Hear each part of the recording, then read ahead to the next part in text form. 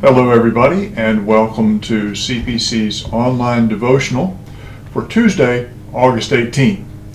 I hope you're doing well. I hope your week's off to a good start, and thank you very much for tuning in today. You know, one of the things that I have noticed more and more during this coronavirus pandemic, I've become more and more aware of the dailiness of life, It seems to me that we're living one day at a time more than we're accustomed to, because it's difficult to plan ahead, it's difficult to know what lies ahead and so forth.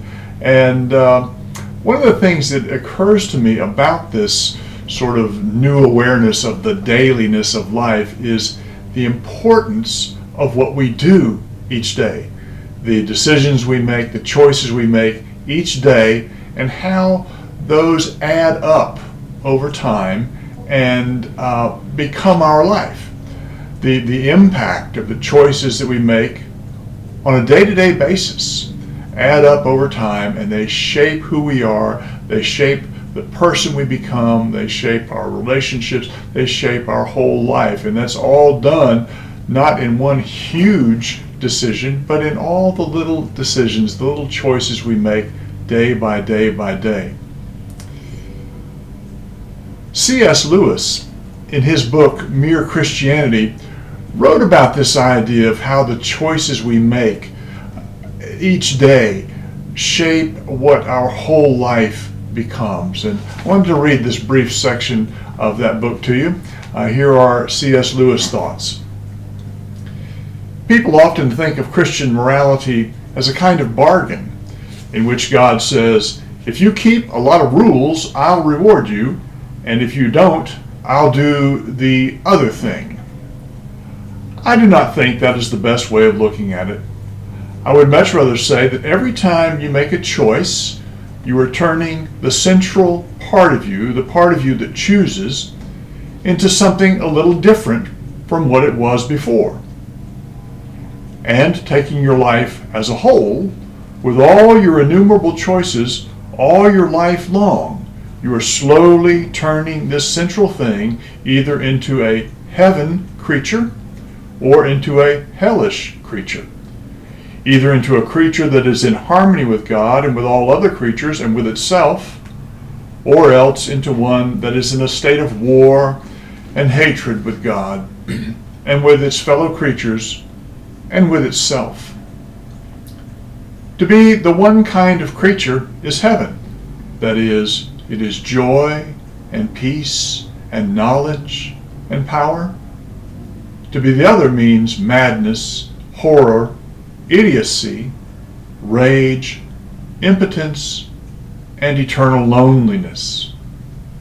Each of us, at each moment, is progressing to the one state or the other.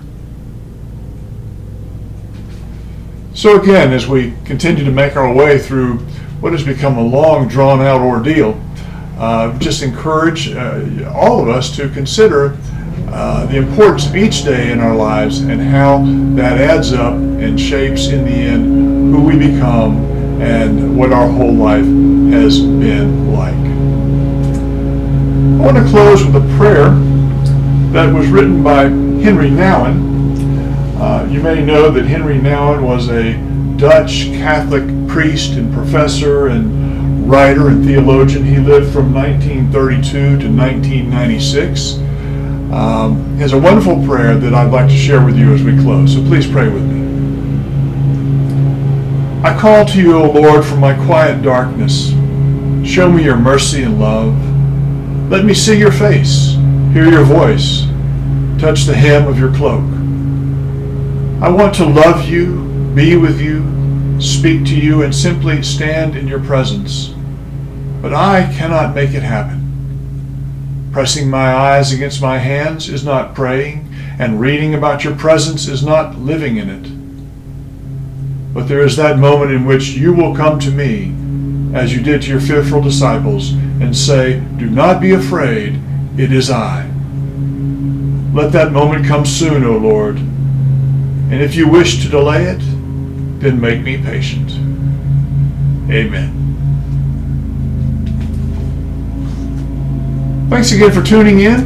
Hope that the rest of your week goes well, of course. And as always, please feel free to contact us here at the church if there's anything that you need, any way that I or the church office can be of help to you. In the meantime, God's blessings to you all. Goodbye.